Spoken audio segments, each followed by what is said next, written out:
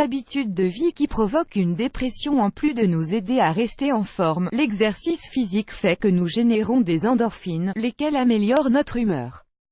Savez-vous que l'alimentation, l'exercice, le contact avec la nature, la respiration ou la direction du regard peuvent avoir, à la longue, une influence sur le développement ou non d'un état dépressif? Les causes de la dépression peuvent être nombreuses. Mais si vous essayez de mettre en place de nouvelles habitudes de vie, et d'en modifier d'autres pouvant engendrer la dépression, vous pourrez rapidement observer une amélioration de votre état général. Nous vous invitons donc à connaître les habitudes pouvant peut-être vous faire du mal quotidiennement sans que vous vous en rendiez compte. Le manque de nutriments. Bien que cela puisse nous paraître étrange, il est vrai que la dépression est liée au système nerveux.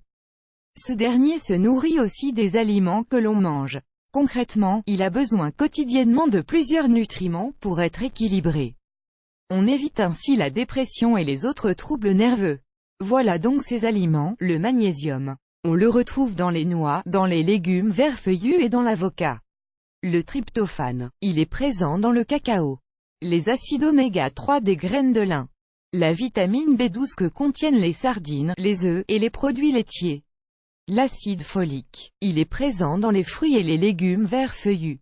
Les aliments nocifs qui provoquent une dépression. D'autre part, il y a aussi des aliments qui agissent directement comme un venin. En effet, ils volent les vitamines et les minéraux de notre organisme, ils provoquent aussi de la dépendance, troublent l'équilibre naturel de nos organes et contribuent à empirer l'état d'humeur dans lequel on se trouve.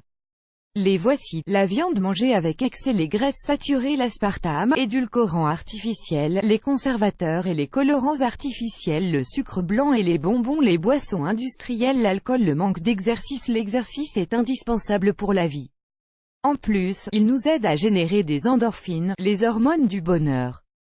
De nombreuses personnes pensent que l'exercice est juste nécessaire pour trouver un poids correct, mais l'être humain a toujours fait du sport. Avant, c'était pour survivre, maintenant, c'est plus une question esthétique, c'est vrai. Mais au final, l'important est de faire de l'exercice physique. Juste après avoir fini votre activité, vous verrez de suite une grande amélioration. Regardez vers le bas, cela vous surprendra sûrement, mais les mouvements oculaires sont aussi liés à notre état d'humeur.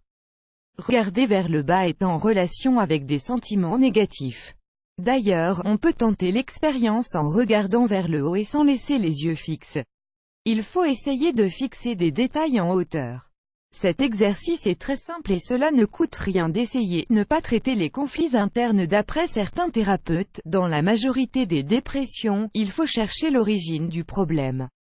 En effet, très souvent, il y a un conflit au départ, et le problème surgit dès lors qu'on l'ignore en espérant que le temps l'effacera. Peut-être que la personne est en train de faire quelque chose qu'elle ne veut pas faire, ou peut-être qu'elle a une accumulation de rage ou de tristesse contenue. Pour traiter ces questions émotionnelles, nous vous recommandons l'homéopathie et les fleurs de Bach. Elles n'ont pas de contre-indication ni d'effets secondaires. Elles peuvent d'ailleurs se prendre à n'importe quel âge. Oubliez la nature. Les déséquilibres psychiques sont à chaque fois plus courants, et chez des gens bien plus jeunes. L'un des facteurs possiblement en cause est le manque de contact avec la nature. La couleur verte est un équilibrant naturel et les bains de soleil sont indispensables, notamment lorsqu'on ne se sent pas bien. Il y a des personnes qui, intuitivement, ressentent ce besoin. Mais en réalité, il est présent pour chacun d'entre nous. Si on vit en ville, il faut au moins chercher à aller dans des endroits naturels les week-ends. Respirer à peine de nos jours, nous respirons le strict minimum pour survivre. Mais chaque cellule de notre organisme a besoin d'oxygène. Si on ne le lui donne pas, on sera soumis à une situation de stress. Il est donc important d'apprendre à respirer correctement. Pour ce faire, on peut réaliser un certain type de thérapie, yoga, tai chi, etc. Le manque de contact. Une personne qui a tendance à faire des dépressions s'isole très souvent. Elle évite ainsi le contact avec les autres personnes, que ce soit de simples connaissances ou des gens très proches.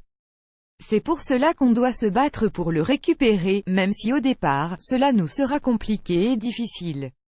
Une bonne option, par exemple, c'est de laisser les autres nous faire des massages.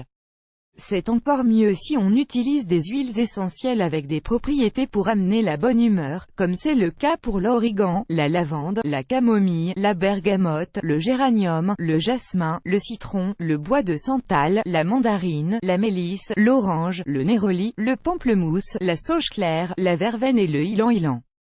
Dans ces cas, on peut sentir l'odeur qui reste sur nous et se laisser aller par notre intuition. Une fois qu'on aura choisi l'huile, on peut aussi la mélanger avec notre crème hydratante. Photographie reproduite avec l'aimable autorisation de John Lou, CWD 1978 et POYTR.